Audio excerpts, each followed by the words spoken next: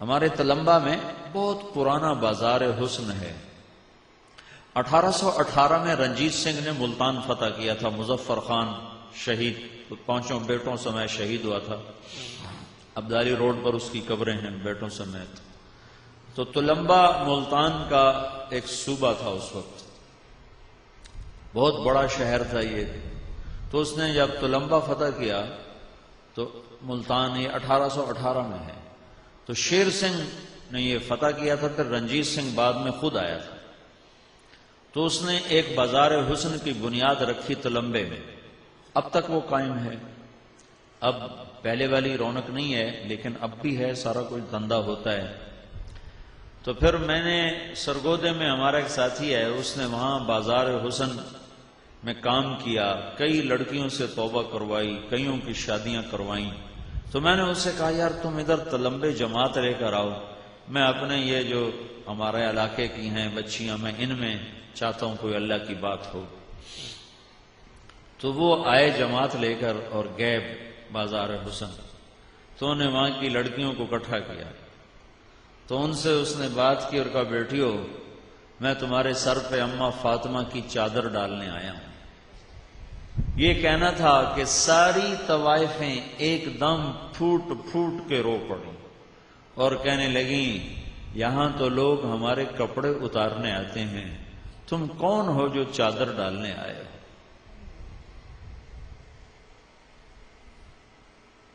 اتنا روئیں کہ اس کو بھی رلا دیا کہ یہاں تو ہمارے کپڑے اتارنے لوگ آتے ہیں، تم کون ہو جو چادر ڈالنے آئے؟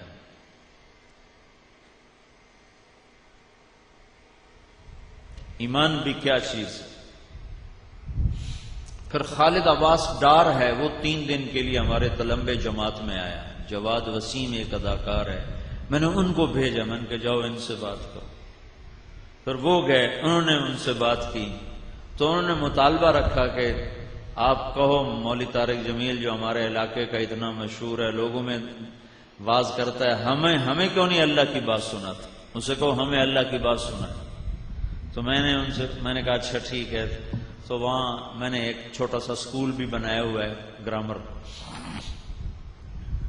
بچوں کو اچھی تعلیم دینے کے لیے. تو اس اسکول میں نے ان کو جمع کیا. کوئی 60-70 اکٹھی ہوئیں، کچھ ایجڈ کچھ جوان، 30-35 جوان تھی، دبئی ناچنے جاتی تھی. تو میں نے ان میں بیان کیا. میں نے صرف کیا بیان کیا کہ عورت کا دین میں کیا مقام ہے. جب یہ ماں ہوتی ہے تو کیا مقام ہے، بہن ہوتی ہے تو کیا مقام ہے، بیوی ہوتی ہے تو کیا مقام ہے، بیٹی ہوتی ہے تو کیا مقام. جب میں نے یہ بیان کیا کہ اللہ کے نبی نے فرمایا تھا کاش میرے ماں باپ زندہ ہوتے، اور نہیں تو میری ماں تو ہوتی، اور میں عشاء کی نماز کے لیے مصلی پہ ہوتا اور سورۃ فاتحہ شروع کر چکا ہوتا، اور ادھر سے میرے گھر کا دروازہ کھلتا اور میری ماں مجھے کہتی بیٹا محمد، تو میں اپنی ماں کی خاطر نماز توڑ دیتا اور میں کہتا جی اماں جان میں نماز دوبارہ شروع کر ساں، تسا حکم کرو کی حکم. تو وہ اتنا روئیں. وہ کون عزت بیچتا ہے؟ جب مالدار لوگ زکوٰۃ نہیں دیتے تو پھر طوائفوں کے اڈے آباد ہو جاتے، پھر عزتیں نیلام ہو جاتی. کوئی پونا گھنٹہ بعد کی وہ زاروں قطار روتی ہوئی وہاں سے گئیں. تو 2-3 دن گزرے تو مجھے خبریں آنی شروع ہوئیں کہ ایک بچی بھاگ گئی، اپنے رشتہ دار کوئی اور تھے، ان کے جا کے پاؤں میں گر گئی، میری کہیں شادی کرا دو، مجھے اس گند سے نکال دو. 2-3 بچیوں نے توبہ کی کہ اب ہمیں ٹکڑے ٹکڑے کر دو، اب ہم یہ کام نہیں کریں گے. پھر ایک بچی کا پیغام آیا کہ میں آپ سے ملنا چاہتی ہوں. ساتھ ہے اس کی نمبردار نہیں، وہ جو بیچ میں پھر بڑی ایجڈ ہو جاتی ہے تو پھر وہ جوان لڑکیوں سے بھی خطرناک ہوتی ہے، جو سودے کرواتی ہے اور کیا کچھ کرتی ہے. ایک وہ نمبردار نہیں، ایک وہ بچی، وہ دونوں میرے پاس میرے گھر آئیں ملنے کے لیے. تو وہ بچی رونے لگی، کہنے کہ میاں صاحب میری کتھائیں شادی کرا تھی، میں نے میرے پیراما وڈ چھڑیا مار مار کے کہ سانو کما کے دے میں جویں ہی کماؤنا ہے.